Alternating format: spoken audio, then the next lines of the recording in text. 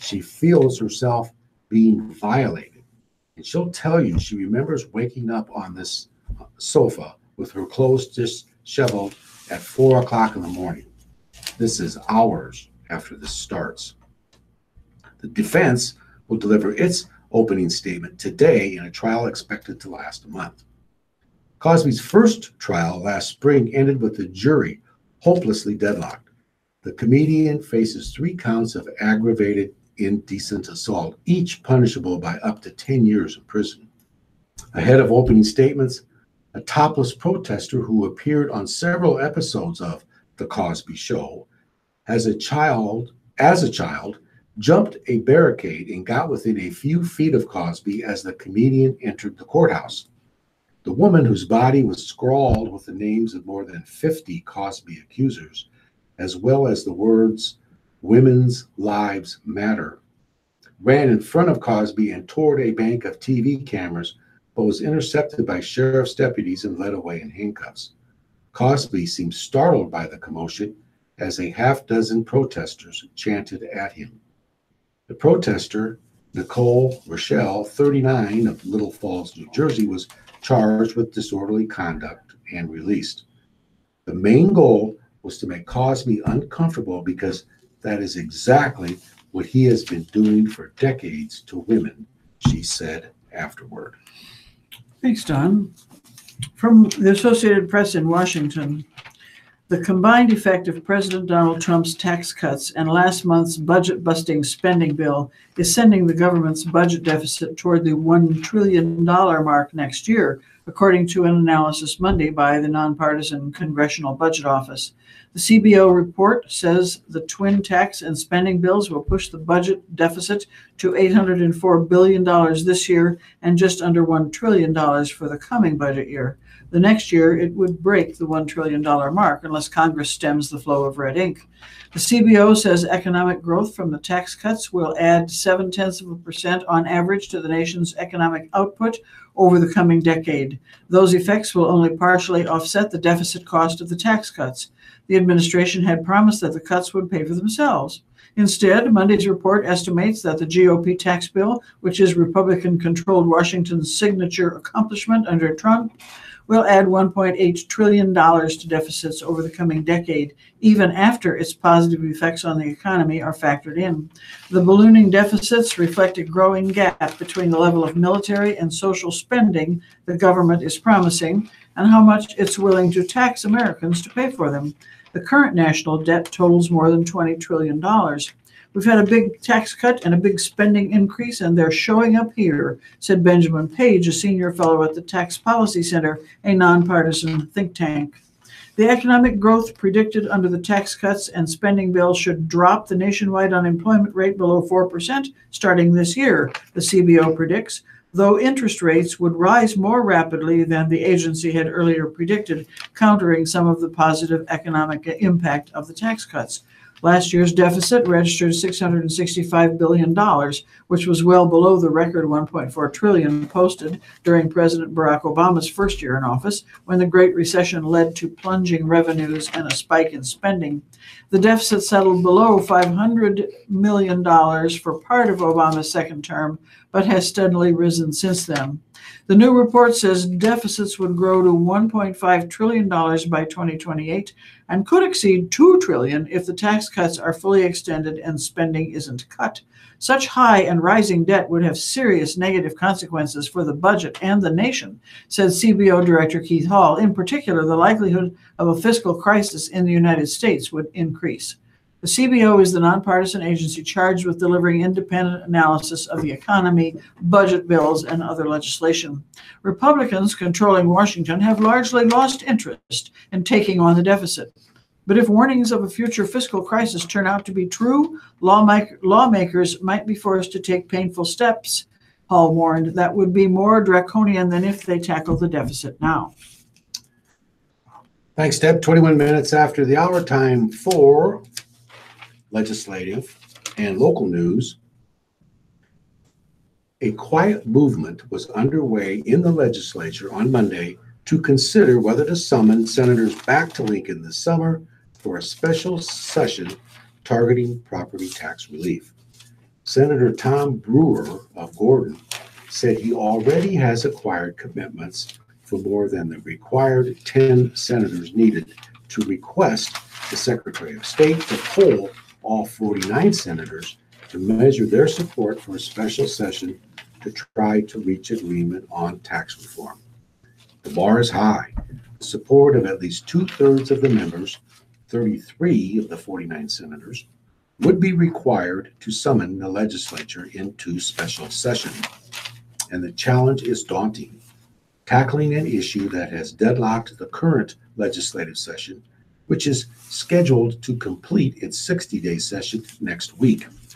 Brewer said his effort is designed in part to force a discussion before any decision is made on whether to pursue such an avenue. We want to give everyone time to weigh in, he said. Acquiring support of at least 33 senators wouldn't be easy, Brewer noted. But, he said, the legislature should consider all options, including extension of the current 60-day session, before yielding on the issue.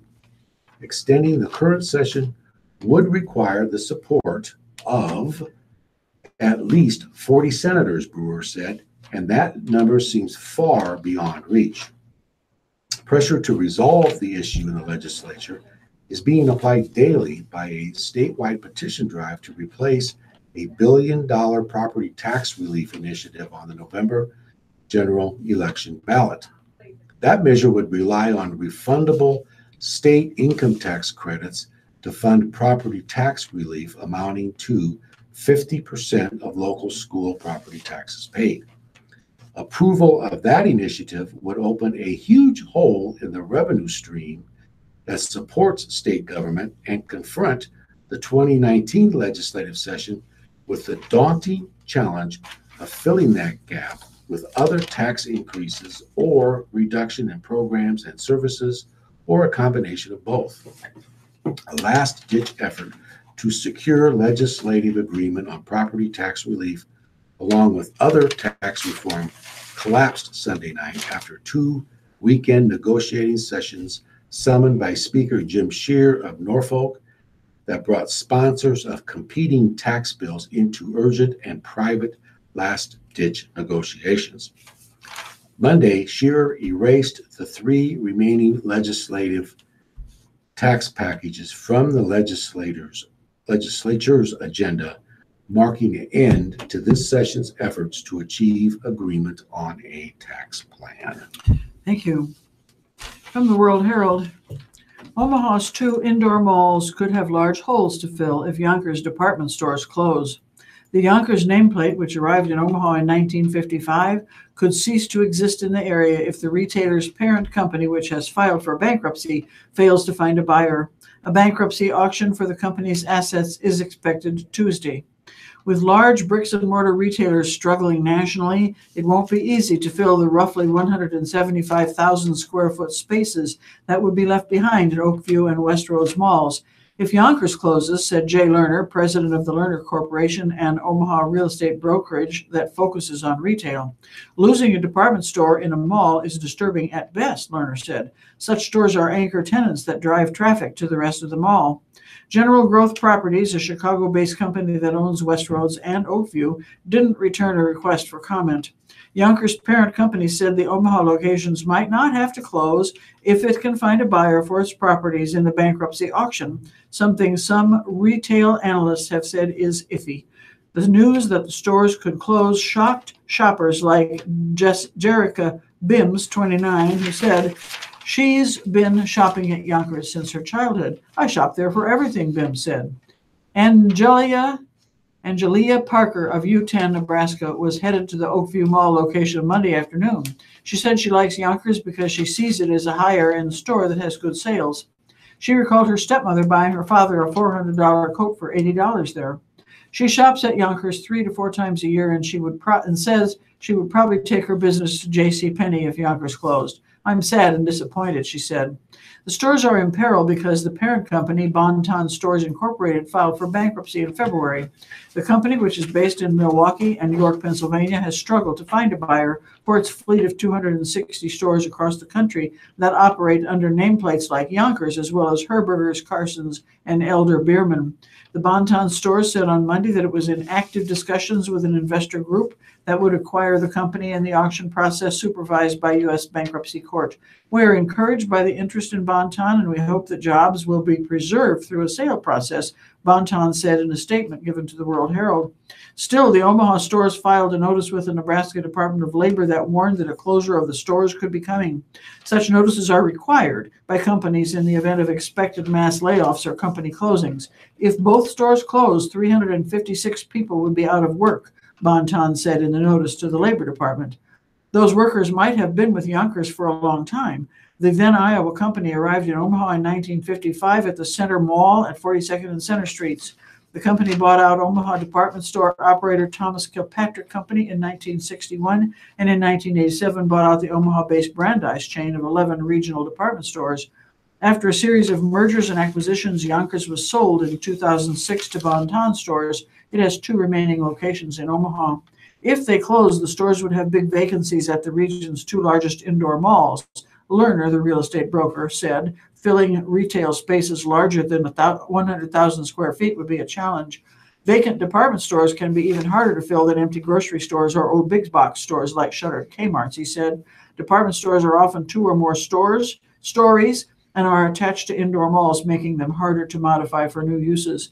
The spaces could be split in half, but that could require luring a retailer that's not already in the Omaha area, Lerner said. National retailers are in expansion mode, largely already operate in Omaha, Lerner said. Off-price chains like TJ Maxx are expanding nationally, but typically don't locate within indoor malls, he said. The closing would probably hurt Oakview Mall more than Westroads, he said. Westroads has seen improvements as well as new tenants like the Container Store and H&M over the past 5 years, while Oakview has struggled to retain existing tenants and to lure new ones. Well, here's some more legislative news.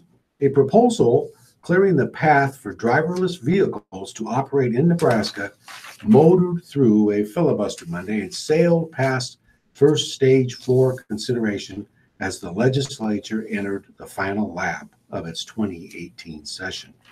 The bill, LB 989, sponsored by Senator Anna Weishart of Lincoln, had been stalled on the legislative off-ramp last week by extended floor debate. Weishart said the proposal would make Nebraska one of the leaders in the developing new technology of autonomous vehicles. The measure cleared a number of obstacles that were placed in its path by Senator Kurt Friesen of Henderson, chairman of the legislature's Transportation and Telecommunications Committee, who abandoned his support for the bill after it was broadened beyond its original focus. The bill initially would have authorized Lincoln to operate 4 driverless downtown shuttles as part of an experimental pilot project. An amendment offered by Senator Tyson Larson of O'Neill authorizing driverless vehicles to operate on Nebraska's roads statewide was adopted last week, leading Friesen to mount a concerted effort to scrap the proposal because of safety concerns. The risk is too great to open this up, Friesen argued before offering a series of motions designed to trap the proposal. Senator Carol Blood of Bellevue was among supporters who argued that this is an opportunity to move Nebraska forward. Weishart said Nebraska has a chance to leap out front in embracing the new and developing technology. Larson said the proposal gives Nebraska an opportunity to display leadership in the field. Following 3 hours of debate, senators voted 37-8 to invoke closure and cease debate. At least 33 votes were required to break the filibuster. The bill was advanced to second round floor consideration on a 33-13 vote. Thanks, Don. Here's some metro area briefs. The woman whose body was found Friday near 217th Street and West Center Road has been identified as that of a 55-year-old Elkhorn area woman. An autopsy was performed Saturday on the body of Linda K. Kistner, the Douglas County Sheriff's Office said. The results of the autopsy aren't expected for several weeks, officials said. The circumstances surrounding the death remain under investigation, and no arrests have been made. Investigators do not think there is an immediate threat to public safety. The discovery was reported to Douglas County 911 dispatchers about 7:50 a.m. on Friday. Officials said Kistner's body was found near 2410 South 217th Street at a building leased to Emerald Lawns.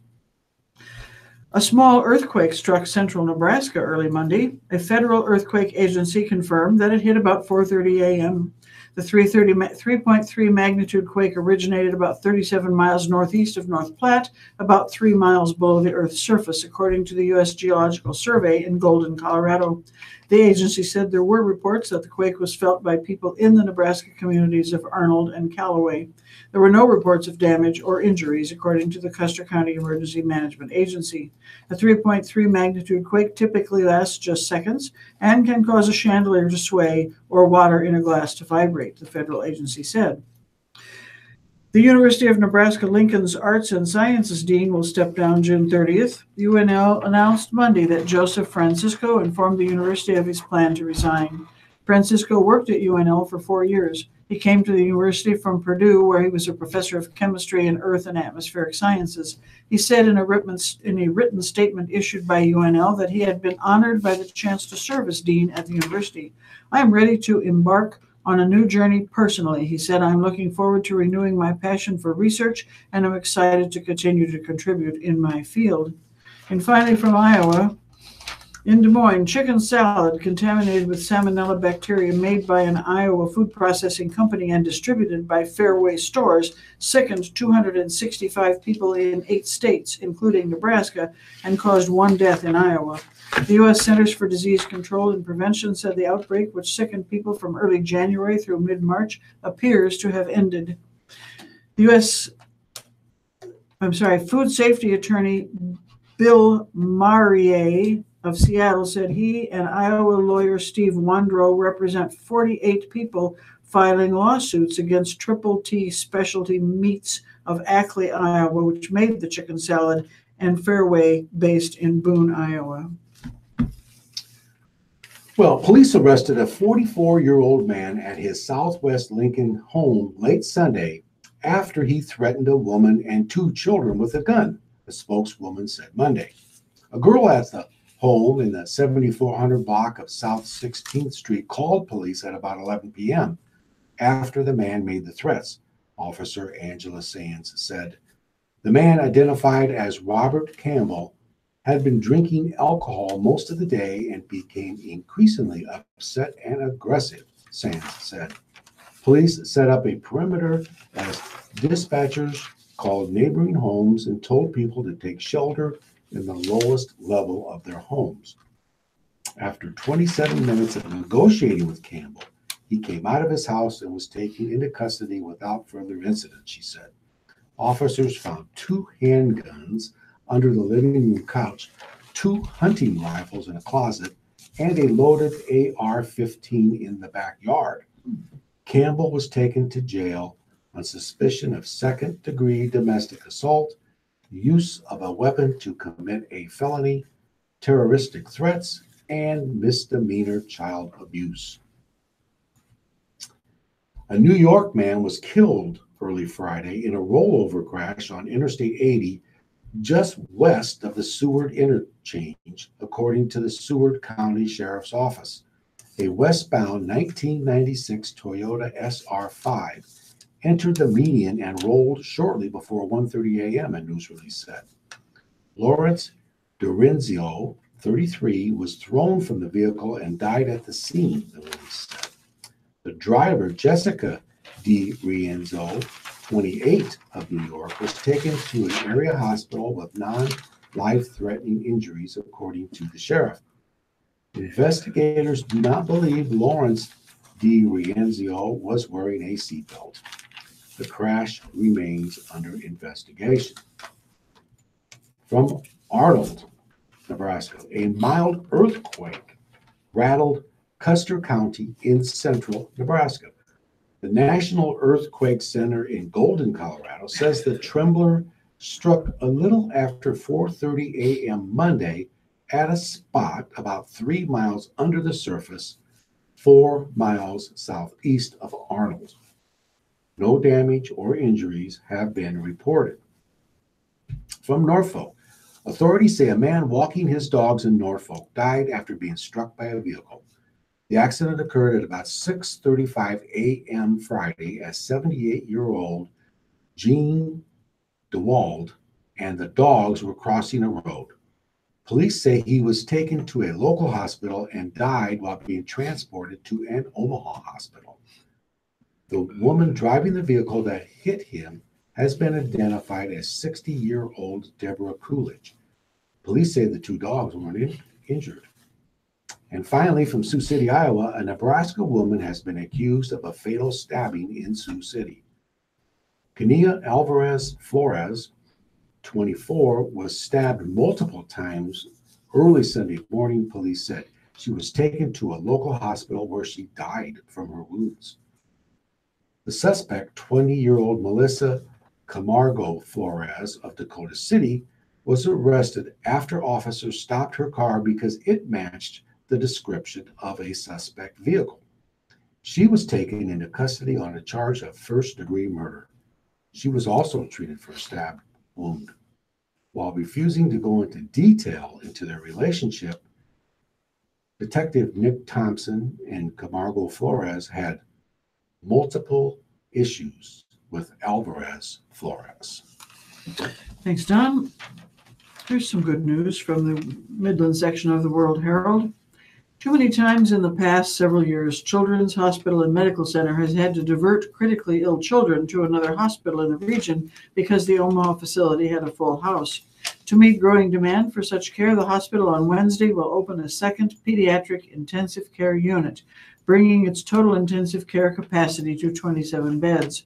No child that we normally have the capability of caring for should ever be sent away, said Dr. Richard Azizkan, Children's President and Chief Executive Officer. The hospital already has begun construction of a new 10-story clinical tower on its grounds, but the Hubbard Center for Children, which will include a larger pediatric intensive care unit with the capacity to expand to 32 beds, won't open until 2021. The hospital, Aziz Khan said, needs additional intensive care beds now. The second pediatric ICU, to be known as PICU South, is in leased space in the North Tower of Methodist Hospital. The two hospitals are connected by a skywalk. In 2015, Aziz Khan said the hospital diverted to other hospitals 90 children from its pediatric and neonatal intensive care and medical surgical units. The number increased to 130 in 2016 and 170 in 2017. For the first 2 months of 2018, nearly 80 children were sent on, with about 60% going to the Nebraska Medical Center. The hospitals have an ongoing partnership. Others, however, had to go to children's hospitals in surrounding states, including those in Kansas City, Denver, or Des Moines. But there are days, as Aziz Khan said, when there are no ICU beds available at sister pediatric hospitals in the 6 surrounding states. We not only have an Omaha, Nebraska problem, we have a regional problem, he said. For Stephanie Broderick, being able to get treatment for her infant daughter in Omaha means she can see her husband and 3 other children, ages 4, 9, and 11, on weekends. The family lives in the Des Moines area. 4-month-old Everly, who was born with a congenital heart condition, had open heart surgery at Children's when she was 5 days old. She and her mom have been in Omaha since. Their other option for treatment was in Milwaukee, Mom said. Being closer, a 2.5-hour drive to Omaha versus an 8-hour trip to Milwaukee, makes a world of difference, Broderick said. Broderick and her husband found out about their daughter's heart condition when she was about 20 weeks pregnant.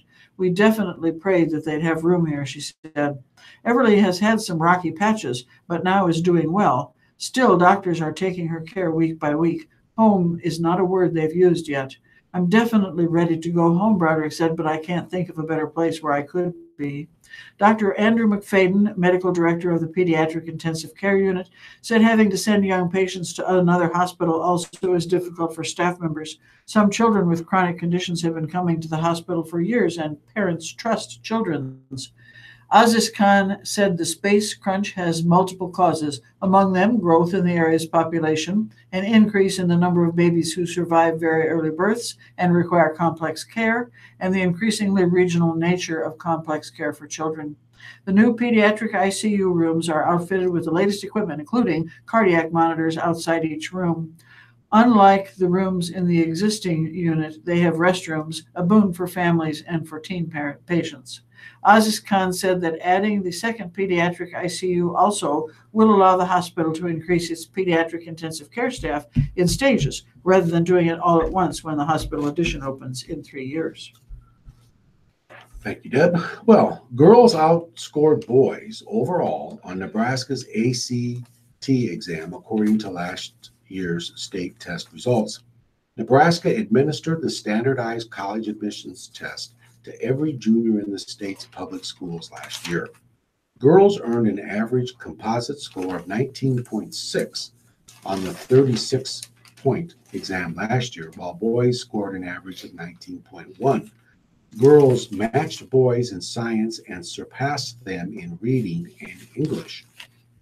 Boys led in math by half a point. 1 year of data doesn't make a trend, and many students likely retook the test to improve their scores. Evaluating test performance is complicated by factors that include online versus paper testing, or simply having a smart, hard-working group. The gender gap has been closing, which is excellent, said Wendy Smith, Associate Director of the University of Nebraska's Center for Science, Mathematics, and Computer Education. But if you break it down other ways, like kids who get free and reduced lunch versus those who don't, kids who are white versus those who aren't, you still see some pretty big gaps. Across Nebraska, students eligible for free or reduced price school lunch, a poverty indicator, scored about 3 points below the average in English, 2 points below in math, and 3 points below in science. All students have room to improve, with less than a third of the 22,300 students who took the exam meeting ACT benchmarks to predict success in typical college freshman math, science, and English courses. Slightly higher percentages of boys hit the benchmarks for math and science. There's still work to be done for girls in the science, technology, engineering, and mathematics field, said Julia McGuillan, a sociology professor at the University of Nebraska-Lincoln. McMillan said the bottom line is the ability is there, and there's a lot of potential interest. Okay? Thanks. Here's a silly story. You could thank the Nebraska State Patrol for the spring-like weather that finally will be arriving in the area this week. Like the rest of us, the patrol is fed up with all the cold and snow, so it arrested winter. A playful post on the patrol's Facebook page shows a photo of a trooper pretending to put cuffs on a man with the word winter on his back. Apparently, people can relate to the patrol's frustration with this seemingly never-ending winter. The post has received more than 3,000 likes and has been shared more than 2,500 times. Cody Thomas, a patrol spokesman, said he got the idea for the fun photo after he found out Friday that it was snowing in Bartlett, Nebraska, where troopers were providing safety training to staff at Wheeler Central Public Schools. The troopers asked School Superintendent Rod Olson if he would play winter for the photo, and he was game. Folks had fun in their comments on the post, with one person telling the patrol to lock up winter and throw away the key. The National Weather Service is calling for temperatures in the 60s and 70s by midweek. There's a chance of showers and thunderstorms Friday, and even a possible return of snow Saturday. As at least a few people pointed out on Facebook, winter must have an accomplice. That is a good one. Well, it's 10:46, and it's time to move on to today's death notices and funeral arrangements found in both papers. I'll begin with the notices in today's Journal Star. The first is for Kmoch, K-M-O-C-H, James Jim W. Jim Kmoch, age 73 of York, Metz Mortuary, handling the arrangements. Sullivan, Imogene Jeannie, nicknamed Jeannie Mae Sullivan, age 84 of Lincoln. Memorials can be sent to St. Mark's United Methodist Church, University of Nebraska N Club, or Quilters Guild. Roper and Sons, South Lincoln Chapel, is handling the arrangements. Hadan, Haddan, Doyle Charles Hadan, age 70 of Lincoln. Memorials can be directed to the family for future designation. Buttress, Mazer, and Love is handling arrangements. Uelaletti, age 80. That's Dolores E. Olaletti of Seward. Memorials to family for future designation. Zapka Funeral Home in Seward handling the arrangements. Draper, Donna Ray Draper, age 90 of Gretna. Gertis Meyer Funeral Home in Fairbury is in charge of the funeral arrangements. Prang, Clyde D. Prang, P-R-A-N-G-E, age 87 of Lincoln. Lincoln Funeral Home, handling the arrangements. Taylor, Shirley I. Taylor, age 92 of Lincoln. Memorials to the Alzheimer's Association or the Capital Humane Society. Wyuka Funeral Home, taking care of the arrangements. Bars, Linda M. Bars, maiden name of Pester, age 70. Must be from Lincoln, because Lincoln Funeral Home is handling the arrangements. Svoboda, Larry Svoboda, age 69 of Surprise. Memorials can be directed towards the family's wishes. Shermock Funeral Home handling the arrangements. The mass is in Ulysses, so perhaps that's where the Shermock Funeral Home is. Doesn't indicate here. Liebarger, Kevin Liebarger, Barger, B-A-R-G-E-R, Liebarger, age 60. Buttress, Mazer, and Love Funeral Home in Lincoln handling the arrangements. Lovelace, John M. Lovelace, age 57 of Lincoln. Roper and Sons Funeral Home handling the arrangements. Axline, Harry A. Axline, A-X-L-I-N-E, 86 of Dorchester. Memorials to the Dorchester Volunteer Fire Departments. Kunsel Funeral Home in Crete can answer any of your questions. Aschenbrenner, John Joseph Aschenbrenner Sr., age 94. That's all the information I have at this time. Schweppe, or Schweppe, S-C-H-W-E-P-P-E, Geraldine Schweppe. Just says passed away March 9, 2018. That's all the information I have. Ward, Virgil Ward, age 71, died on April 4. No other information available. White, Ricky Lewis White, age 64, died April 4. Richard Dean Mathis, age 83, died April 4. And lastly, Schaefer, Clemma Schaefer, age 93, died April 7. No other information available on those last few notices. And those are today's notices in the Lincoln Journal-Star. Thank you, Don. We'll turn to the obituaries and funeral arrangements in the Omaha World-Herald now. The first is Craig, Michael E. Craig, 56. The services will be Saturday, April 14th at 10:30 a.m. at the West Center Chapel of Heaphy Hoffman Dweck Cutler. A more complete notice will follow. Franklin, Carrie I. Franklin, 91 years old. There will be a memorial service at 11 a.m. at the Corisco Larkin Staskowitz Funeral Home on Wednesday. On Wednesday, day after today, at the Corisco Larkin Staskowitz Funeral Home.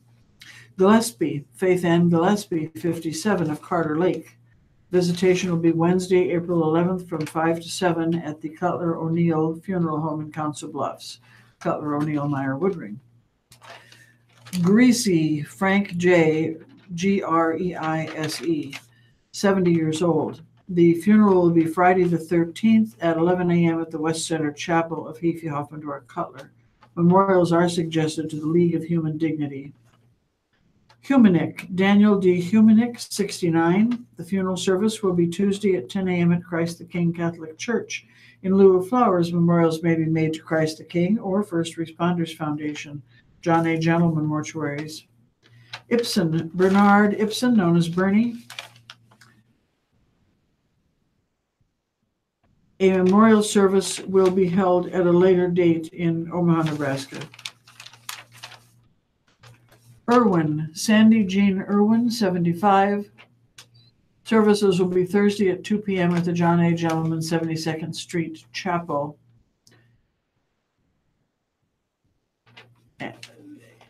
And Saturday at the Rice Funeral Service Chapel in Claremore, Oklahoma. He will be buried in Oklahoma. John A. Gentleman Mortuaries and Crematory. Corkow, Bonnie Corkow, 74.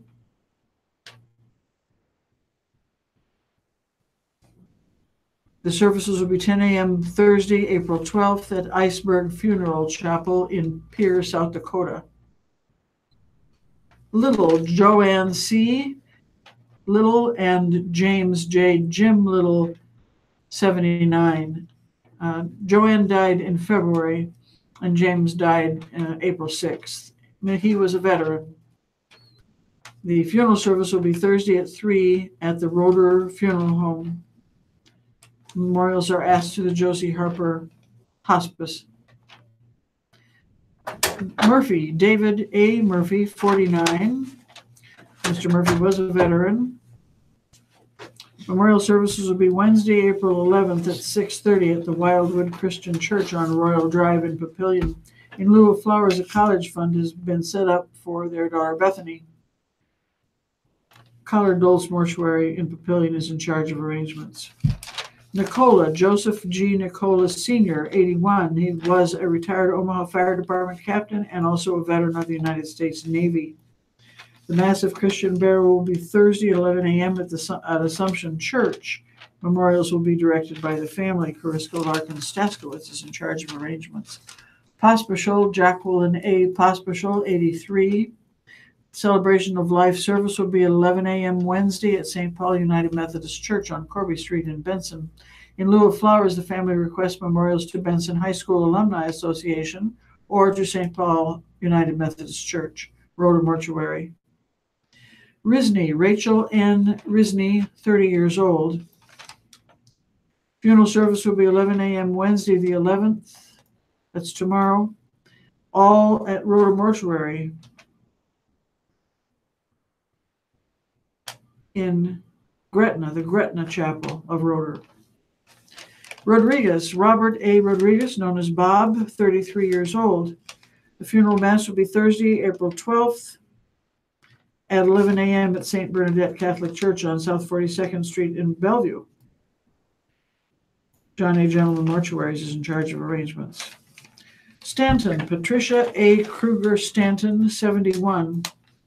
Memorial service will be Wednesday, April 11th at 2 o'clock at Bethel Lutheran Church on South 45th Street. Memorials may be directed to the family. Heaphy Hoffman Dweck Cutler. Schutz, Mark S. Schutz, 63. There will be a vigil service Thursday, April 12th at 7 p.m. at the West Center Chapel of Heaphy Hoffman. The Mass of Christian burial will be Friday the 13th at 11 a.m. at St. Columcille Catholic Church in Papillion. Shea, Terrence J. Shea, known as Terry, 92 years old. Mr. Shea was a veteran. The massive Christian burial will be Thursday at 10 a.m. at St. Peter's Catholic Church.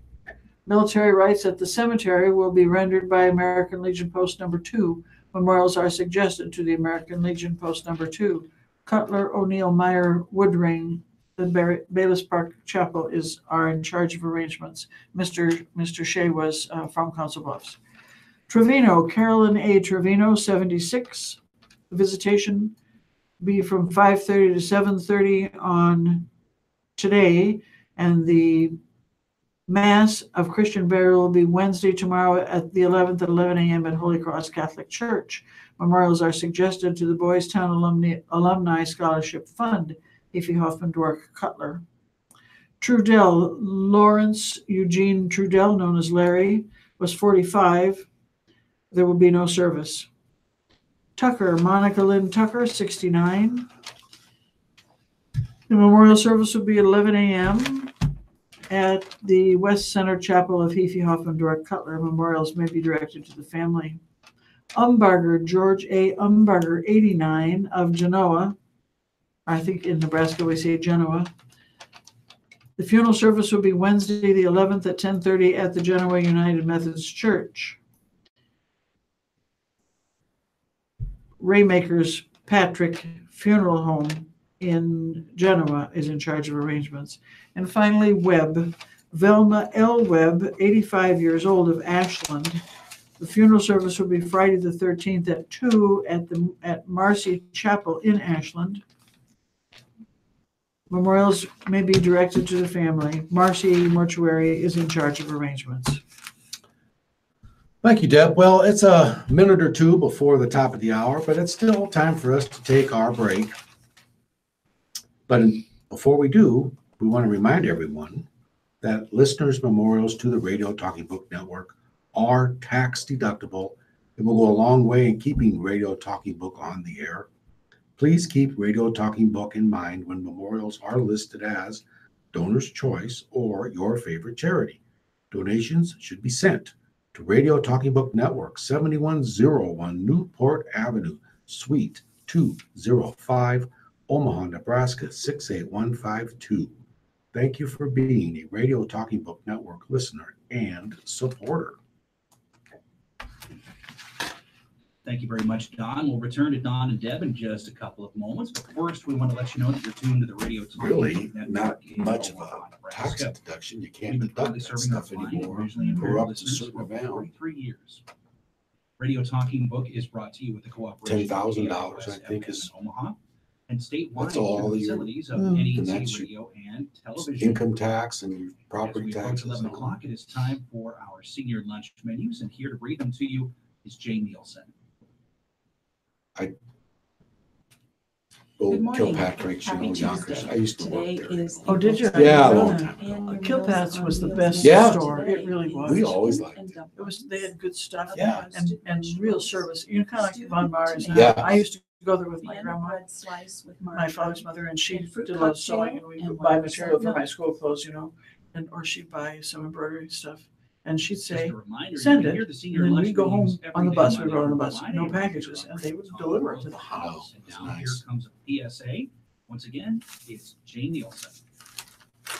Yeah, it was a nice store. I Yeah. hated that it was sold Which one did you go to? Greetings. downtown. This is Jane Nielsen. Was there more than And one? on behalf of Oh, yeah, we all went- of us there here was at at the Radio center. Talking Book Oh, was it? Service, I would like to never showed invite the you center. to the visually It's hard to impaired get to, but everybody- Community Resource Fair. It You is Saturday could and find whatever you Sunday, were looking April for. 14th Yeah. and 15th. Oh, yeah. I From don't know 10 what a.m. they until knew 4 how to p.m. buy. at the Baxter Arena during their Health That it Expo. was sold. Radio Talking Book will have a display there. Yeah, it along wasn't, with it about wasn't, 25 never, other Yonkers wasn't the store businesses, that even Brandeis agencies, was. that assist Brandeis was a blind good and place, visually too. impaired. Pretty good. It's a free event with I'd have been there a long dozens of time. My local father remembered resources going there as a available, baby. and He we would said, love I to have you hated, stop by I and see guess, us I mean, at he our was born in booth. 1911. Again, When was please come to Brandeis the here? visually He said impaired he Community hated the Resource noise of Fair. the, It is sponsored they by put the Alva, money in that little Nebraska, tube, you know, April magnetic 14th tube and and send it up to the 15th from office. 10 a.m. to 4 He p.m. hated at the the noise. Baxter Arena during the Health Expo. Please stop by and see us at the Radio Talking Book booth. Bill Bryson, the author. Thank you, Jane. And now let's return for hour number Oh. 2 of the He's live got a radio book out segment about of the growing Star up in and Des the Moines, Herald. just like Once again, Omaha. coming I mean, back I'm to just my phone he nuts. wrote Welcome about back, me Deb Katie with and Kilpatrick's in John the Van. park. Thank you, Mr. Ryan, and we are back, and it's time for opinions, and that means letters to the editor. And there are 2 in today's Journal Star. The first is from Jeffrey E. Payne from Lincoln. And Jeffrey writes, Lincoln Mayor Chris Beitler is seeming more like China's president, holding and running for office for infinity. Beitler also resembles that form of government when he wants to do things his way, bypassing the city council, as demonstrated recently with his ESCO plan, that's ESCO plan. One of the Democrats on the council even had concerns. He likes to tout his accomplishments, with one being his beloved ALLO project. He will hear from citizens if, on our electric and gas bills, we see increases in rates and fees as a result of ALLO's utility line marking requests. Overuse of tax increment finance funding, reallocating taxpayer dollars from where they were intended to go, has been rampant. Would Lincoln Public Schools take a smaller amount of property taxes if they had their total amount of tax dollars intended for their use? Lincoln taxpayers should see an annual occupancy report for all of these apartment and hotel buildings put up on every vacant lot and corner in this town.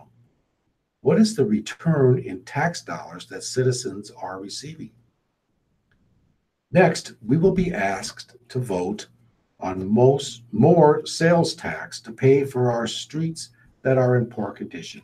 Will the mayor be willing to decrease the wheel tax back to $50, a tax cut? Highly unlikely. Democrats do not like the words tax cut. Lincoln has improved, but at what exorbitant costs? Jeffrey E. Payne from Lincoln. The second and last letter is from David Wasson, Wasson, from Lincoln. And David writes, in 2018, the United States is expected to resettle 20,000 refugees, which is less than 0.09% of the world's 22.5 million refugees. I encourage all Nebraskans, especially Senator Deb Fisher, Senator Ben Sass, Representative Adrian Smith, Representative Don Bacon, and Representative Jeff Fortenberry, to watch the Frontline documentary Exodus. The Journey Continues. This documentary spends some time with Tamir, who worked for 5 years as a translator for the U.S. Army in Iraq. A few months before Trump became president, he got a visa and now lives in Lincoln with his wife. His brother, Sayed, and the rest of his family are still targets of terrorist threats and have been living in a tent in a refugee camp in Iraq for the last 3 years. This documentary should be mandatory viewing for all politicians who determine the fate of refugees. It's important to know and understand the people who are seeking our help. The United States has by far the wealthiest country in the world, has the capacity to do much more for these refugees. Syed, his family, and other refugees deserve better. David Wasson from Lincoln, Deb. And those are the 2 letters in today's Journal Star. Thank you. He and the Pope are right together, aren't they? Yes, they are. Here are the letters to the Public Pulse in the Omaha World Herald today. The first one is from Michael Carnes of Wayne, Nebraska. There are 5 weeks left until the May 15th primary election, and the puppet masters who control the Republican Democratic machine are amping up their efforts to get you to vote for their candidates. There are 2 common denominators in everything that is wrong with our representative governments in Lincoln and Washington. Those are, brace yourselves, Republicans and Democrats. Both parties are controlled by big money interests that are not interested in what's best for Nebraskans or any other state citizens, for that matter. Nowhere is this more evident in Nebraska than in the District 32 legislative race, where Libertarian Laura Ebke is being challenged by a candidate supported by Pete Ricketts in an attempt to keep real change out of Lincoln. Think carefully when you go to the polls in May and November.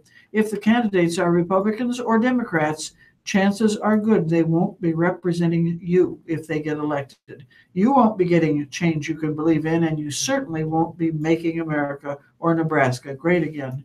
America needs real leadership, the kind neither party will provide. That was Michael Carnes from Wayne, Nebraska. From Ronald Keyser of Omaha, the Nebraska legislature absolutely must pass Legislative Bill 902.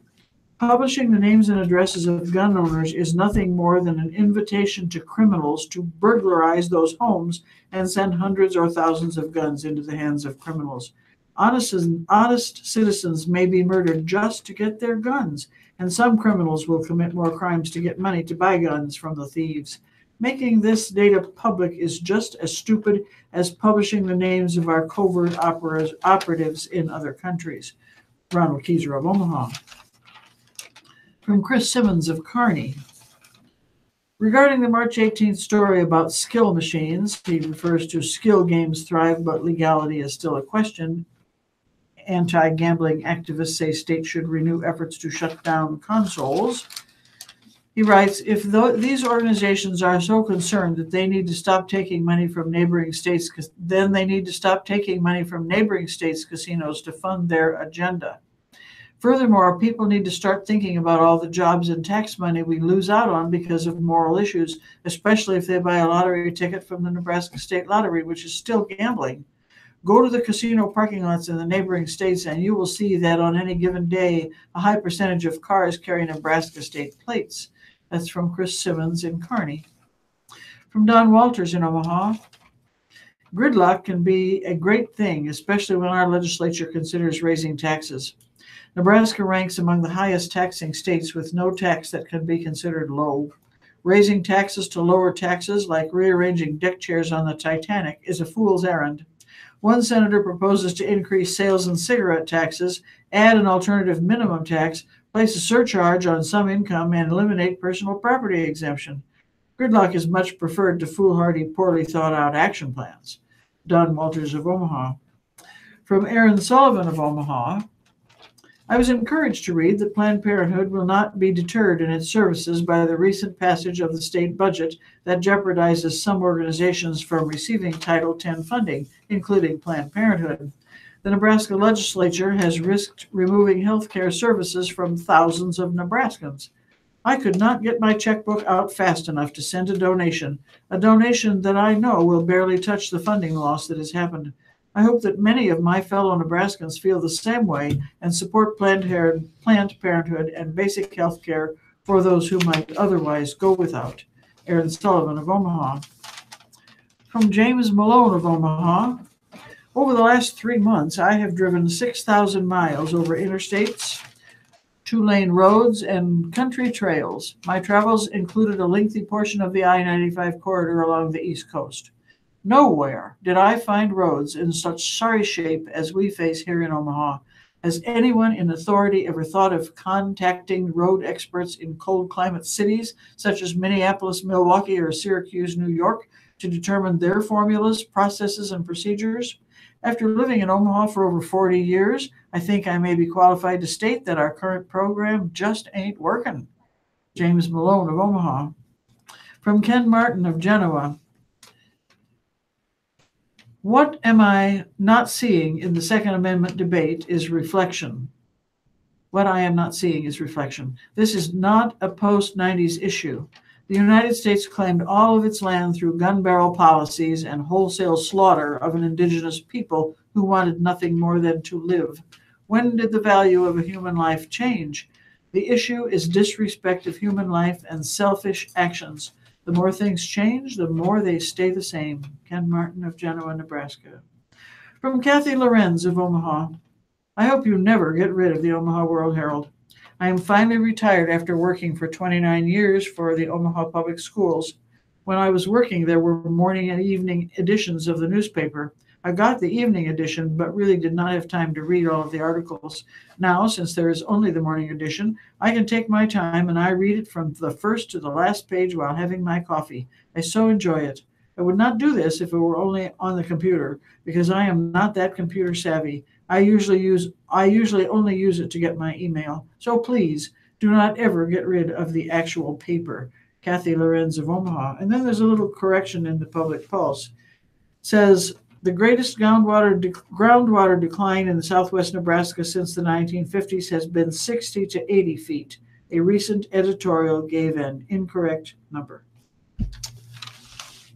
Thanks, Deb. Well, again, and apparently the Journal Star will not have a essay as part of their editorial on Tuesday. They offer us a set of quotes from the various newsmakers from around the state.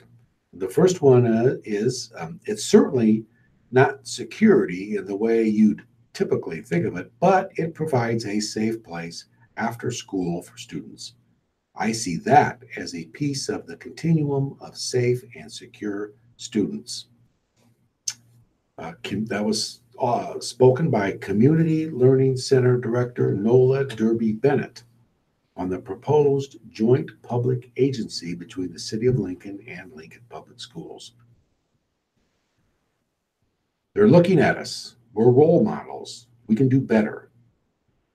That's from Paul Smith, Southeast High School teacher, urging civil discourse on school safety and gun rights. The budget adjustments I have signed help to further control state spending. That was Governor Pete Ricketts after signing the budget approved by the legislature without making any line item vetoes. Hopefully, the president is just blowing off steam again, but if he's even half serious, this is nuts. Let's absolutely take on Chinese bad behavior, but with a plan that punishes them instead of us. That was from U.S. Senator Ben Sasse criticizing proposed tariffs on Chinese imports. We are not trying to be the police. We're trying to avoid a fine. Steve Hatton of Paragon Sanitation on the first week of Lincoln's landfill ban on corrugated cardboard after many haulers left on the curb cardboard that had been trashed. When a team's struggling, you find ways to lose, and we're rewriting the book on finding ways to lose. Nebraska baseball coach Darren Ernstad after the Huskers win. No wins, 2 losses at Michigan State. While I appreciate passionate advocacy, I also firmly believe in civil discourse. Check your misogyny at the door. Lincoln City Councilwoman Lyrian Gaylor Baird, after receiving messages criticizing you not so bright females in government. And the last one, I had watched movies and stuff like Children of the Corn, so I thought it was going to be like a lot of farms. You know what I'm saying? And that was from Nebraska defensive back Deontay Williams, a Georgia native, on his preconceptions of Lincoln. Well, a lot of people have those preconceptions about Nebraska, yes. Or they used to. Anyway. Yes, that's true. All right. Well, there are 2 editorials in the World Herald this morning, and with your permission, I'm going to read both of them, even though they're sort of long. First one is from the editors of the World Herald. It's called "The Auditor on the Auditor Report" about the Veterans Administration. The positive grade given the VA Nebraska Western Iowa healthcare system by a federal inspector general is encouraging. The inspector general for the Federal Department of Veterans Affairs analyzed the Omaha VA in terms of 25 statistical measures of quality and concluded that it ranked among the top 10% of the VA system's 128 regional healthcare systems. The Omaha VA scored among the 10 best nationally in regard to speedy access to specialty care, as well as a low rate of readmission to the hospital for the same problem within 30 days. Federal auditors last year inspected the VA hospital in Omaha and the 8 VA outpatient clinics from Holdridge, Nebraska to Shenandoah, Iowa. The VA facilities need to improve the turnover rate among their registered nurses and strengthen their mental health services in rural areas, the report said. A spokesperson for the local VA said it has since reduced the nurse turnover rate through steps including increased pay, schedule flexibility, and more promotions.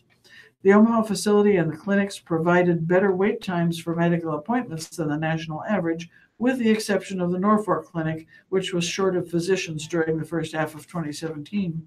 The wait times generally average less than 5 days for new patients and less than 3 days for returning patients. While the report graded the Omaha facility favorably, it did not cover unauthorized wait lists for psychotherapy treatments at the Omaha VA hospital or for certain eye exams that were discovered by VA Nebraska Western Iowa officials last year and revealed in the World Herald last fall. Several members of the Nebraska and Iowa congressional delegations have expressed concern, saying the VA needs to provide documentation on the disciplinary action taken against each of the culpable employees and issue guidance to make clear that unofficial wait lists are not permissible. The local VA has pledged to follow through as requested. The auditor's report brings welcome news about VA services in Nebraska and Western Iowa. A vital part of the needed follow-up is for the VA to show that it has turned a corner on providing the needed transparency and accountability on the unauthorized waitlist issue. And this second editorial in the World Herald this morning comes from originally from the Washington Post. And it says, while Washington focused on the continuing upheaval in the White House, the Food and Drug Administration last month made a little heralded announcement that likely will prove to be much more far-reaching. The Public Health Agency revealed plans to impose a new standard on tobacco products that would limit the level of nicotine in cigarettes, rendering them minimally addictive or non-addictive. If the FDA follows through, millions of Americans would be spared from debilitating disease and premature death. Congress in 2009 empowered the FDA to regulate tobacco, but it has taken nearly a decade for the agency to advance toward the most promising avenue of regulation, requiring cigarette manufacturers, as well as those of substitutes such as roll-your-own and pipe tobacco, to substantially reduce the amount of nicotine in their products. Cigarette makers could genetically engineer tobacco that contains no nicotine, then mix it with traditional tobacco to hit the right concentration of the addictive substance. This approach would be far more effective than producing light cigarettes that often fail to significantly cut the amount of nicotine smokers inhaled. Though nicotine itself is not the most toxic substance in tobacco smoke, it is the ingredient that keeps people desperately hooked. Lowering nicotine levels may promote quitting, and it would certainly prevent future generations of teenagers from developing addiction. As it announced its intention to move forward with such a rule, the FDA highlighted a new study published in the New England Journal of Medicine on the regulation's potential effects. The paper predicts plummeting rates of cigarette smoking from 15% of Americans addicted to under 2%.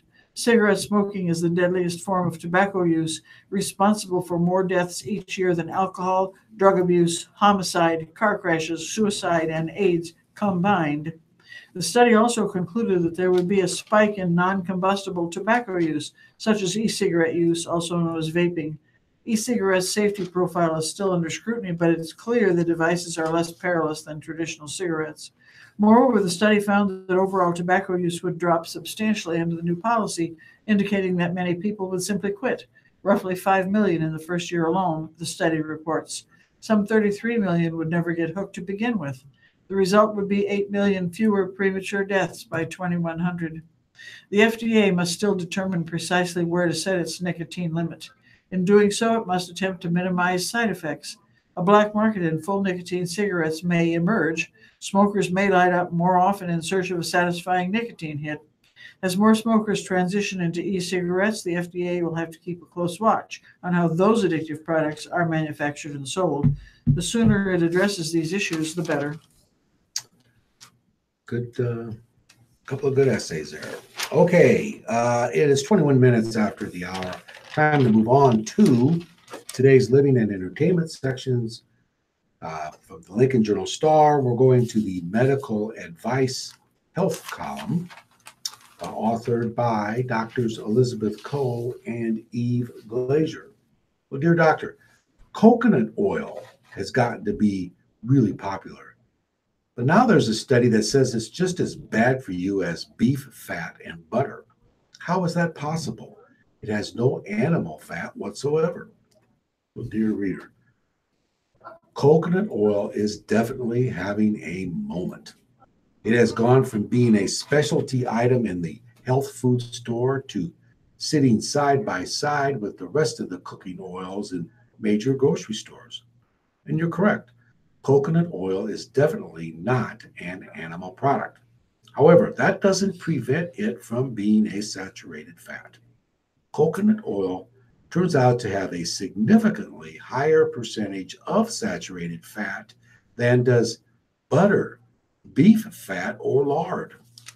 Coconut oil is between 80 and 90% saturated fat. Butter is about 65% saturated fat, while lard and beef fat each come in at 40% saturated fat. The reason this is an issue is because saturated fat in the diet is associated with a rise in blood levels of low density lipoprotein or LDL cholesterol, the so called bad cholesterol. Blood levels of LDL are tied to heart attack risk and cardiovascular disease. But coconut oil has a few surprises as well. At the same time that it acts like a traditional saturated fat by raising LDL levels, it also has a beneficial effect on blood levels of high density lipoprotein or HDL, the so called good cholesterol.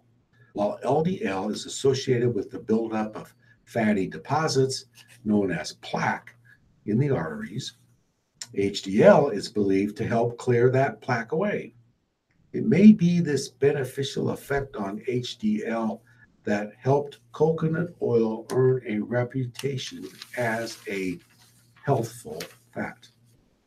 That brings us to the new study you referenced, which is actually an advisory from the American Heart Association.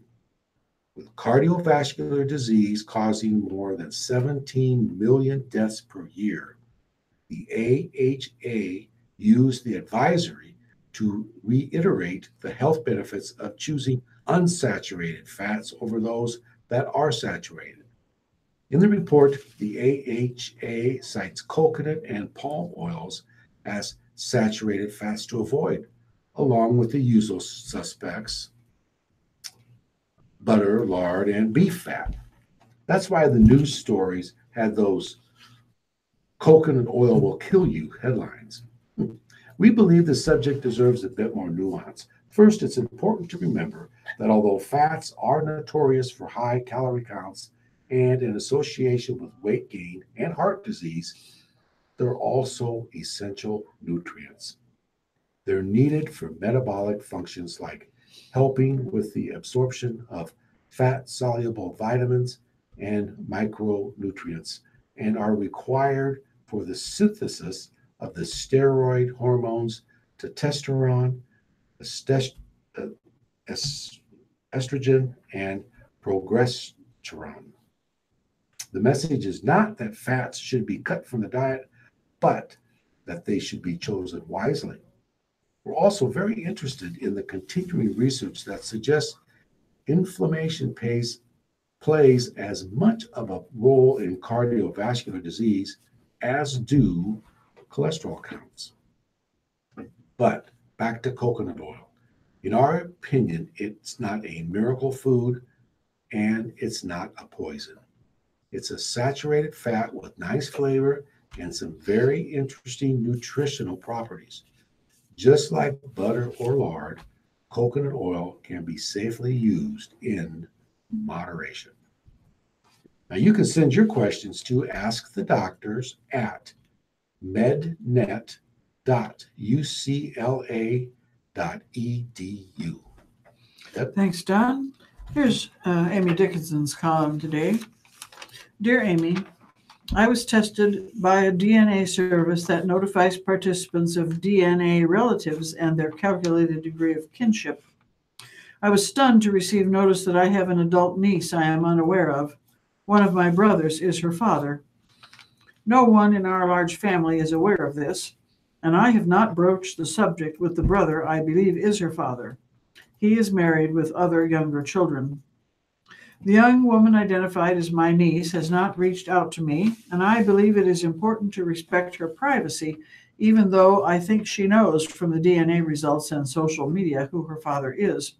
I'm steeling myself to keep this information secret and leave it to my niece to contact her father if she wishes. Your advice?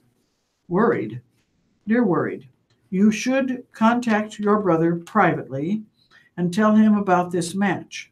This is a simple fact of life, and he can either accept or deny it. That is not for you to judge. You are simply giving him a heads up, and I would imagine that he would appreciate this even if at the time he is too shocked or bewildered to express this to you. He may not even be aware that he fathered a child. You should not feel any pressure to contact this supposed niece. If she contacts you, you'll have to decide what you want to do about it at that time. If she wants your help to contact your brother, you should get her information and pass it along to him. Dear Amy, the family farm recently came up for sale. My husband and I were the only family members in a position to buy it, and we were excited to do so. Decades of neglect have left the buildings in disrepair. The barnyard is a junkyard, and rampant four-wheeling has left a muddy mess. Extended family, my cousin, his wife, and their 2 teenage boys living next door, were allowed free run of the place by the previous generation. They have contributed to its current condition. My husband and I want to return the property to its former glory. We have made clear to the next door relatives that things will be changing. We agreed to limited family privileges such as hunting and put that agreement in writing. Nevertheless, they regularly flaunt their disregard for the rules and our ownership. We are given a guilt trip for not giving a free pass to family. I was raised on a working farm, not this one, and was taught to respect the land and landowners, family or not. These relatives have no such ethic and are taking advantage of their family status. We are trying very hard to be gracious. We know it hurts, but change happens. Short of reporting them to the cops for trespassing, which would sever all family ties, what can we do? Signed, Fed Up on the family farm. Dear Fed Up, you and your husband should make a personal visit to this household or invite them to yours. Speak to the parents and the teen children together. If possible, it's possible the teens are violating these rules without the parents being aware of it. Revisit the rules you have put in place, which they have already agreed to. Ask them if they understand these agreed upon restrictions and if they have any questions. Tell them you expect them to abide by this agreement moving forward. Some judicious fencing and posted signs might emphasize the boundary. The next time they overstep, you should have your lawyer write them a letter reminding them of these rules. If they continue to violate these reasonable boundaries, then yes, you may have to call the authorities. Your job is to ignore any guilt they might try to heap upon you. It's a simple fact that any new owner would likely insist on similar or even more severe restrictions and wouldn't demonstrate your patience with neighbors who violate them. I live on a farm in a rural area, and while boundaries are inviolate, neighborliness abounds. People show their respect for one another by respecting others' freedom to restrict or share their own property. Then she has a little note here. Dear readers, I still receive, read, and appreciate Ask Amy postal mail. I have a new postal address, which some newspapers haven't yet posted, so I'm noting it here. People wanting to write to me can address mail to Ask Amy, Post Office Box 194, Freeville, New York. Freeville is spelled Freeville, New York 13068. Thanks, Deb. Well, here's an article about a new drug which could help the brain recover after a stroke. Well, despite years of effort, researchers have so far failed to find a pill, excuse me, you could take or food you could eat to harden your brain against the injury that could be caused by a stroke. The new research offers the prospect of limiting a stroke's long-term damage in a different way with a drug that enhances the brain's ability to rewire itself and promote recovery in the weeks and months after the injury. In experience, both mice and monkeys that suffered strokes regained more movement and dexterity when their rehabilitative regimen included an experimental medication called Edonerpic maleate. The drug, which has already run a gauntlet of safety trials as a possible medication for Alzheimer's disease, appears to have enhanced the effectiveness of rehab by strengthening the connections between brain cells and nourishing the chemical soup in which those cells forge those new connections. A report on the experiments appears in last week's edition of the journal Science. The work was conducted by researchers at Yokohama City University School of Medicine and employees of Toyama Chemical Company, a Japanese pharmaceutical firm that owns intellectual property rights to Edonerpic maleate. Toyama provided funding for Yokohama City University to study the drug in monkeys.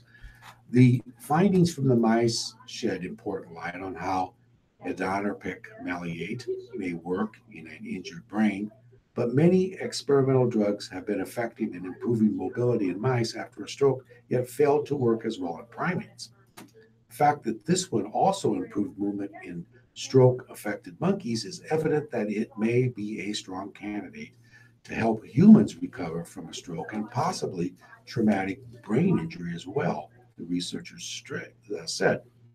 A stroke occurs when a blood vessel in the brain is blocked or ruptured, depriving a portion of the brain of oxygen and causing the death of affected brain cells. Even after oxygen is restored, permanent damage usually remains, often involving the loss of mobility and dexterity. The most common kind of stroke is an ischemic stroke, in which blood flow is compressed or cut off by a clot or other blockage.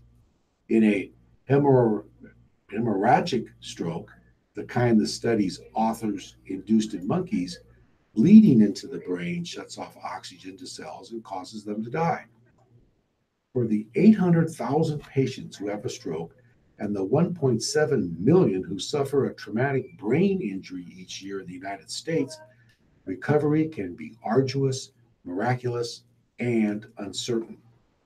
But neurologists and rehabilitation specialists have discerned a common pattern in most patients' trajectory of recovery.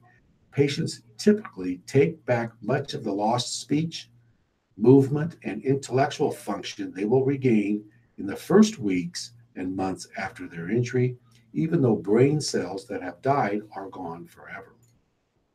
On their own, and in response to rehabilitation, a patient's surviving brain cells will work overtime to devise workarounds. They'll lash themselves together to create new pathways for electrical signals, and a patient will often regain many lost skills. This ability of the brain to rewire itself is called plasticity, and the better it works, the more functions can be regained. At a certain point, however, recovery will begin to plateau. Any motor, speech, and intellectual skills that have been lost may stay lost. Scientists have spent years looking for neuroprotective agents that can buffer the brain against the initial whack of a stroke, but they've had little success. That's why a therapy that turbocharges this process of building back neuroplasticity after a stroke could be uniquely welcome. The Japanese researchers tested Edonerpic maleate by inducing hemorrhagic strokes in 6 monkeys. 1 to 2 weeks later, the monkeys had recovered enough mobility to begin a series of exercises designed to mimic the rigors of stroke rehabilitation. At this point, 3 of the monkeys were administered the drug 15 minutes before their therapeutic sessions. Compared to 3 monkeys that didn't get the drug, the ones that did experienced a greater degree of functional recovery. For instance, they performed better in reward retrieval exercises that required greater coordination of their arms and fine motor function.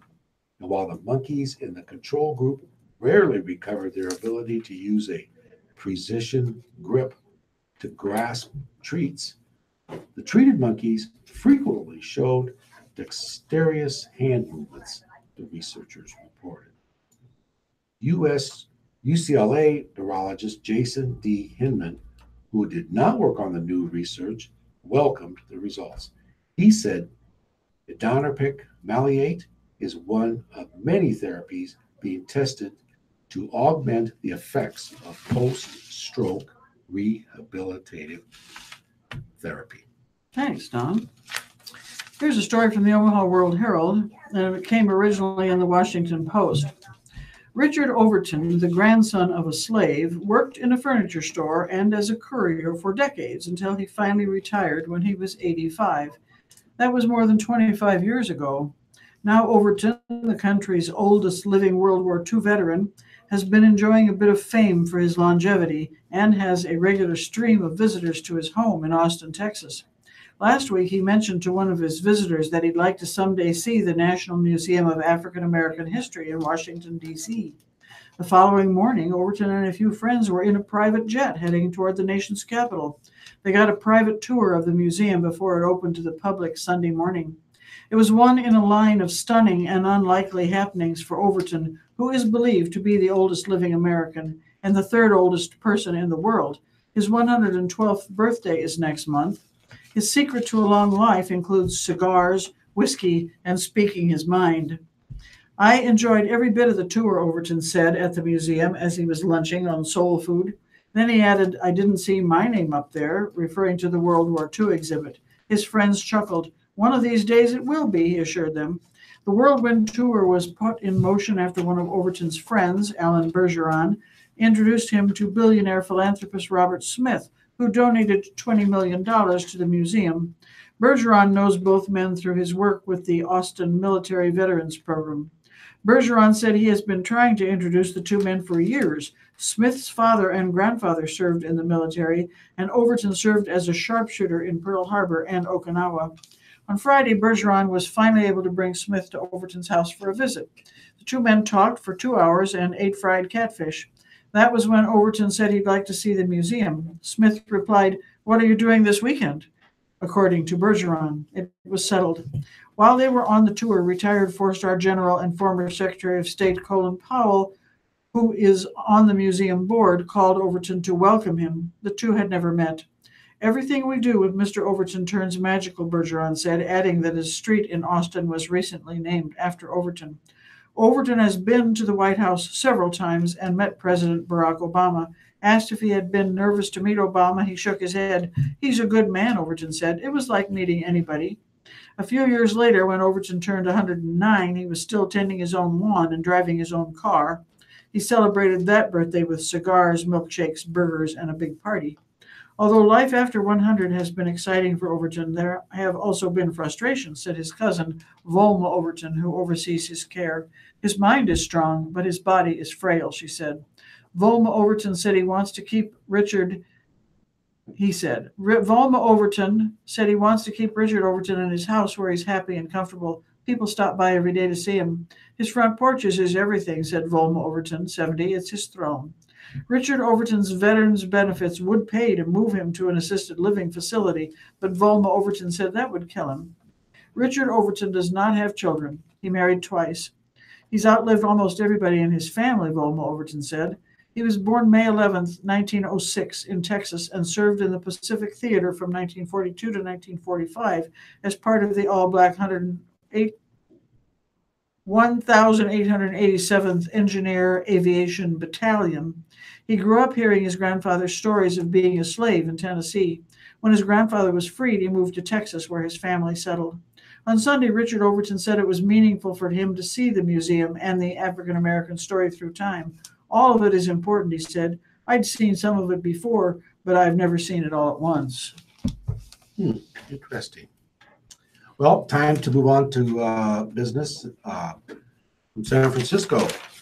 Employers cannot pay women less than men for the same work based on differences in their salaries at previous jobs, a federal appeals court said Monday. Pay differences based on prior salaries are discriminatory under the Federal Equal Pay Act, a unanimous 11-judge panel of the 9th U.S. Circuit Court of Appeals said. The decision overturned a ruling last year by a smaller panel of 9th Circuit judges that had been criticized by equal pay advocates.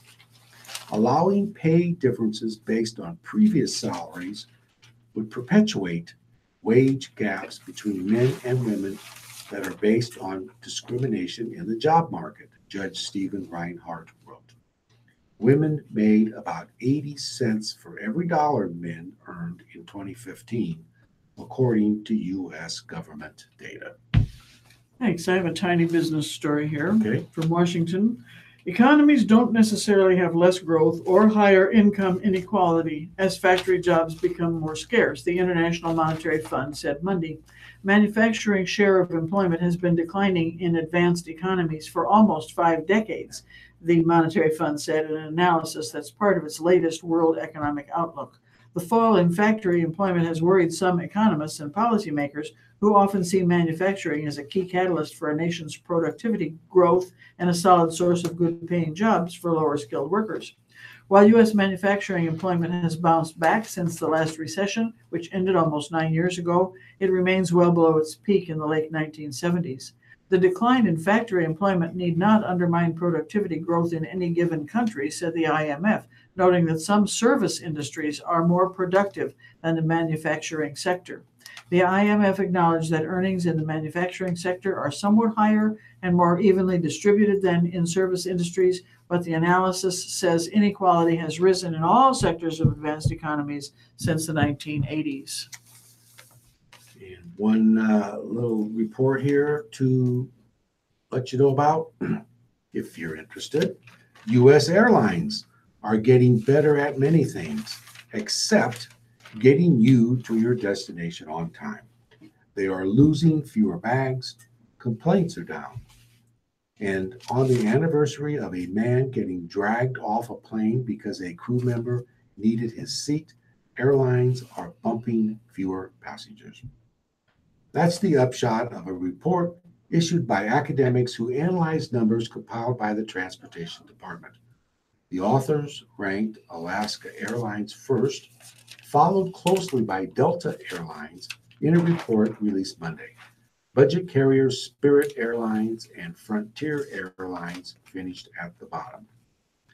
The industry is improving, but there are still a lot of frustrated travelers out there, said one of the researchers, Brent Bowen, Dean of Aviation at Embry-Riddle Aeronautical University. He blamed a lack of transparency in the ticketing process and the increase in delayed flights. The industry-wide on-time performance, never great, declined a bit last year when 80.2% of flights arrived within 14 minutes of schedule, which is the government's definition of on time. This was down from 81.4% in 2016. Thanks, Don. Well, it's 11:45, and that's when we turn to sports, and I will begin with a story in the World Herald about Nebraska recruiting. From Lincoln, maybe, just maybe, a broken ankle suffered during a scrimmage before Thomas Grayson's sophomore football season led to his verbal commitment to Nebraska Monday night. Grayson was poised to be the state of Oklahoma's top high school back in 2016. He'd finished second at state in the 100-meter dash as a freshman. He was following in the footsteps of Justice Hill, who's posted back-to-back 1,000-yard seasons at Oklahoma State. The local newspaper did a feature. Grayson was all set, but he broke that ankle, so he didn't start on varsity until his junior year at Tulsa Booker T. Washington High School.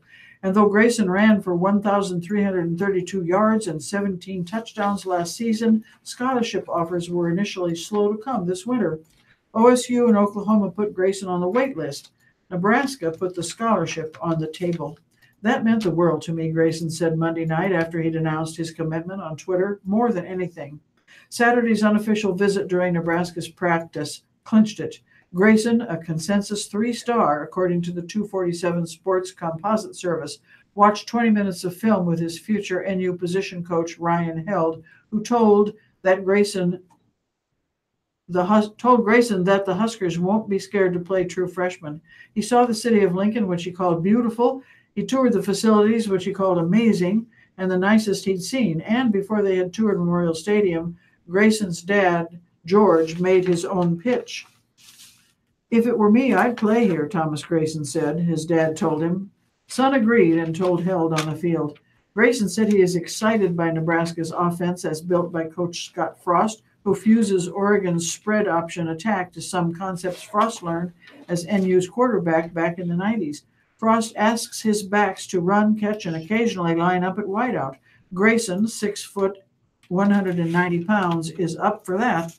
Right now, he's trying to shave time off his 100-meter dash time. As a freshman, he ran 10.82 at the state track meet. The fastest he's run this spring, Grayson said, is 10.74.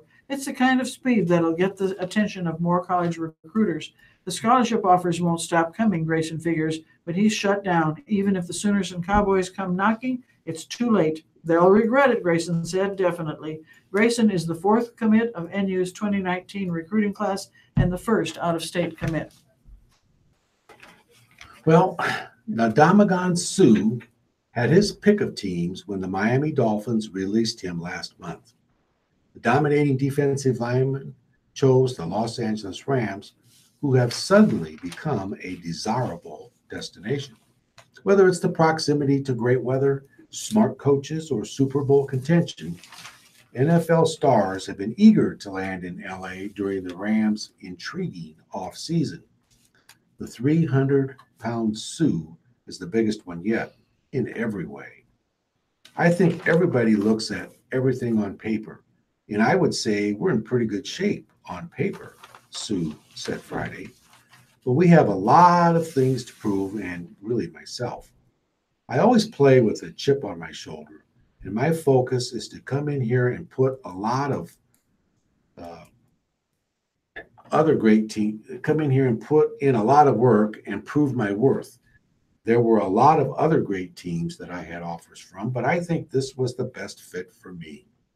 Rams coach Sean McVay and general manager Les Snead formally introduced Suh, who agreed to a 1-year, $14 million deal to team up with AP Defensive Player of the Year Aaron Donald on a potentially ferocious defensive line in Los Angeles. The 31-year-old Suh said Donald was definitely a plus in his decision, since it's almost certain to prevent opponents from constantly double-teaming either star. But Suh was equally excited by the presence of defensive coordinator Wade Phillips, whose ability to put talent in positions to succeed has been a major attraction since his arrival last year. Being able to be fortunate enough to watch film with the coaches on my visit was important for me, Suh said. Each place I took a visit to, I would watch film and talk to the coaches and see how they see me fitting in. Suh will be the Rams' nose tackle in their base 3-4 defense, and he sounded excited about trying a new primary position. Phillips will move around Suh, Donald, and Michael Brockers to create trouble for offensive lines, and Suh was attracted to the challenge of forming new skills in his 9th NFL season. Over the last 5 years or so, between Miami and Detroit, to get me out of double teams and kind of being in the trash. I've played every single position, every single technique that's really possible, Sue said. The entire NFL watched last season when McVay and Phillips transformed a team that hadn't had a winning season since 2003 into an 11-5 champion of the NFC West. The Rams' offense went from 32nd to 1st in the NFL points, while the defense became exciting and effective despite lacking ideal personnel for some of Phillips's schemes. The Rams have addressed those personnel issues aggressively with the additions of Sue and elite cornerbacks Marcus Peters and Aqib Talib. Donald still hasn't been given a long-term contract by the Rams, but Sue is eager to begin the process of building teamwork during their off-season workout program. Sue has never reached a Super Bowl, but he joined the Rams knowing they intend to contend immediately. They had a very successful last year in the regular season, Sue said, and I believe I can be of help to get them over some of the humps. Thanks, Don. Here's a story about baseball. Many of the players in UNO's lineup are so new to Omaha that they haven't been to Werner Park. I think a couple of people have. I haven't seen it yet. I've seen pictures, outfielder Thomas de Bonville said. A lot of people have been saying how cool that stadium is. I'm super excited to see the field. De Bonville and the Mavericks will get their chance Tuesday, that's today, when they face Kansas in their first home game at the minor league stadium this season. The first pitch is set for 6:35 p.m. It's going to be fun, first baseman Braden Rogers said. Getting to play in those big ballparks like that, you've got to make the most of it. We've got to take it all in, a pitch at a time, and enjoy the moment. Rogers and de Bonville are among a group of newcomers who have helped turn the UNO program around in a hurry. The Mavs, 11-17, are already a victory away from matching last season's win total. UNO is finishing up a stretch in which it played 12 of 13 games in Omaha. The Mavs were originally scheduled to face Nebraska in their first Werner contest last week, but weather forced a postponement. Tuesday's game with Kansas has the potential to be one of the better settings that UNO has played in this season. But Mavs coach Evan Porter said his team won't be affected by the atmosphere. Our non-conference preseason prepared us well for that type of environment, he said. Wichita State and BYU were big stadiums with big crowds, so I think our guys will respond. Those are the fun games, the ones you play under the lights with the bigger crowds. I don't see them competing any differently. UNO's newcomers and a home game in the bigger stadium shouldn't be different than any other. That's how you've got to look at it, Rogers said. You've still got to field it and throw it. Freshman Max Gamm hasn't played at Werner yet, but he has attended games there before. I'm excited to play at the stadium, he said. I've heard a lot of good stories about playing here. The second baseman was one of three Mavs to record 2 hits when UNO faced the Jayhawks in Lawrence, Kansas last month. UNO jumped out to a 6-0 lead after 2 innings when Kansas rallied for an 8-6 win by scoring 8 unanswered runs. We were hitting really well in the beginning, and that's where our runs all came from, Gamm said. Our defense has always been good, so that usually keeps us in games. We kind of ran out of pitching at the end, and that's what kind of hurt us. If our pitching is solid and we can hit, I feel we can beat them. Kansas is 18-13 this season, but has gone 3-7 in road games. The Jayhawks, 6th in the Big 12 at 3-6, haven't played away from home since taking 2 out of 3 from Baylor in late March. Tuesday's contest will be UNO's last home game until it hosts Kansas State at Werner on April 25th. The Mavs do, however, play back-to-back midweek games at Creighton and at Nebraska next week. Thanks, Deb. Well, a key call to the Nebraska basketball program's recruiting efforts is headed east. Kenya Hunter, who just wrapped up his 5th season as an assistant for Tim Miles, is leaving Lincoln to take a similar position with new Connecticut head coach Dan Hurley, the Huskies announced Monday. It's a return home of sorts for Hunter, who has deep ties to the East Coast. An Arlington, Virginia native, he was an assistant for 6 seasons at Georgetown before coming to Nebraska. He also spent 3 seasons as an assistant at Xavier and began his career at Duquesne University in Pittsburgh.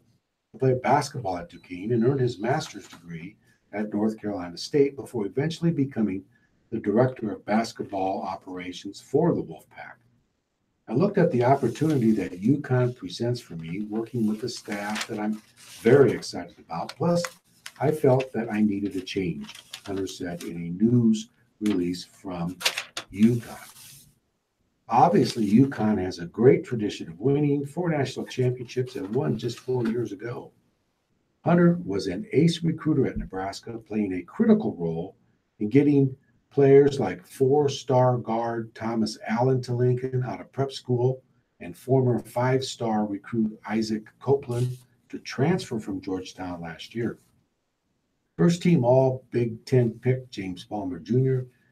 and Jordy Tishimanga are also in Lincoln, thanks in large part to Hunter's work, as were former guards Anton Gill and Andrew White III. Hunter was also lead recruiter for incoming players Xavier Johnson, a highly touted guard out of Virginia, and Carrington Davis, a St. Louis native who played this season at prep powerhouse Monteverde Academy.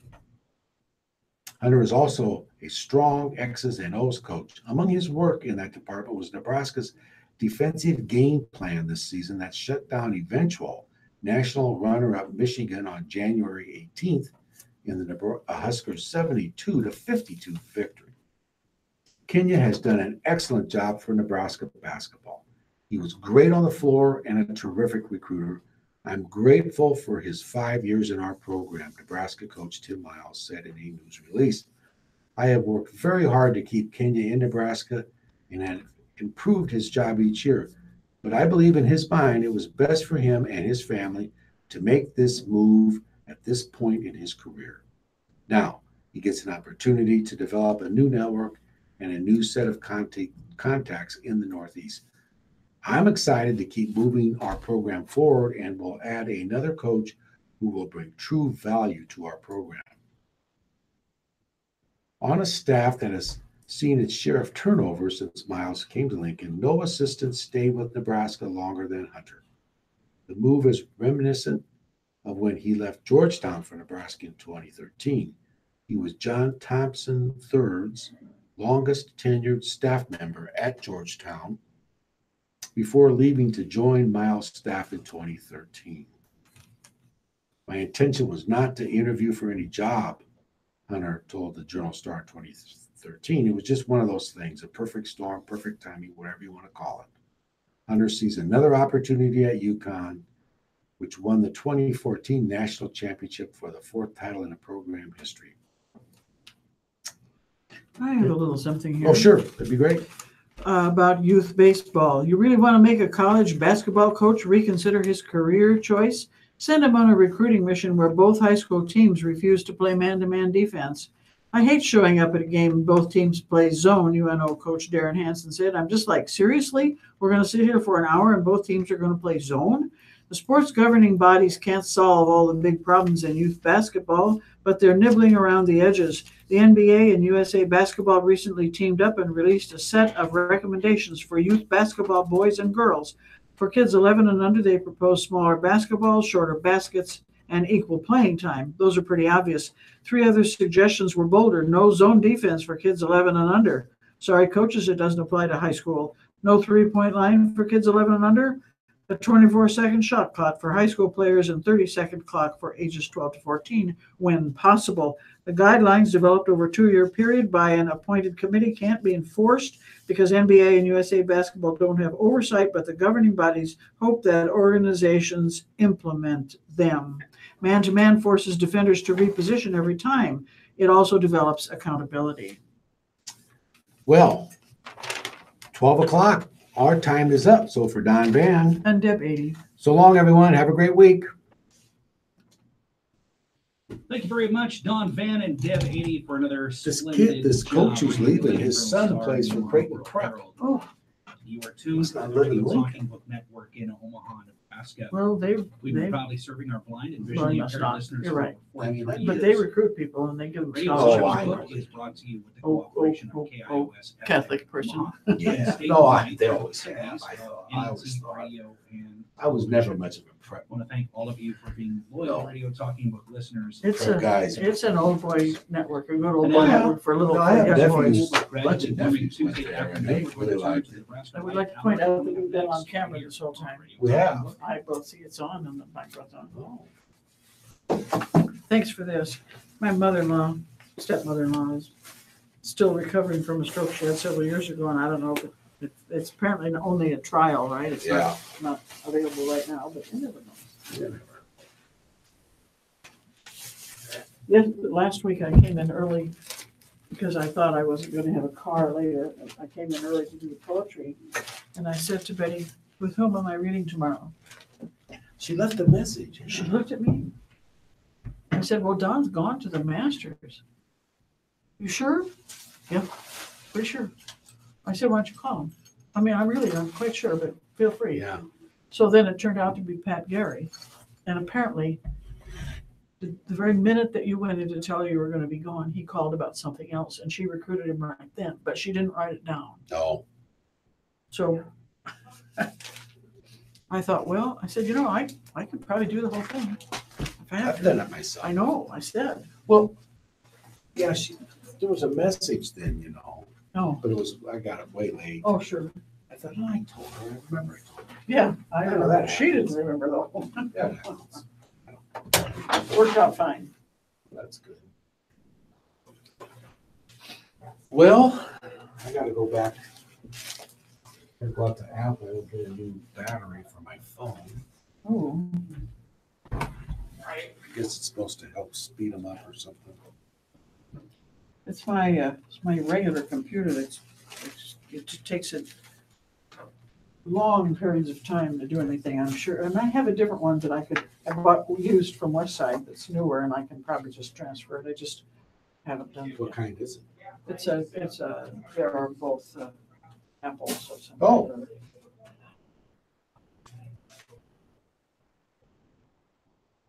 The one I have been using, Jane gave me that they fall buys and sell things. These are weird here on the internet. It was used. Not gonna work. Nothing works in here. The phone just doesn't go in here, although it rings a lot. Yeah. All right, see you later. I'm assuming that could still have anything else to do. All right, well, absolutely. Yep. Okay, man. Oh, you coming out, All right, we'll be in touch. Yeah. Sure thing.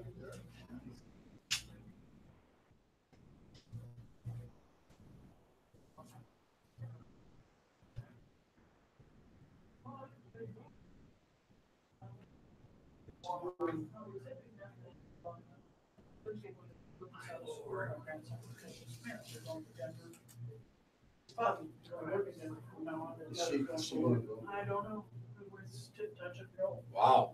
But anyway, we're watching Luke for the time. She's gonna drive out with him and fly back with him. So we're in charge of Luke. But I haven't felt like I want to go and see this grandmother beat the wicked witch. Sure. So, but I'll be back Sunday. Yeah, I'm gonna try to get out of here. Yeah. Oh, yeah. I talked to her on the phone the other day. Excited. Yeah, kind of, yeah.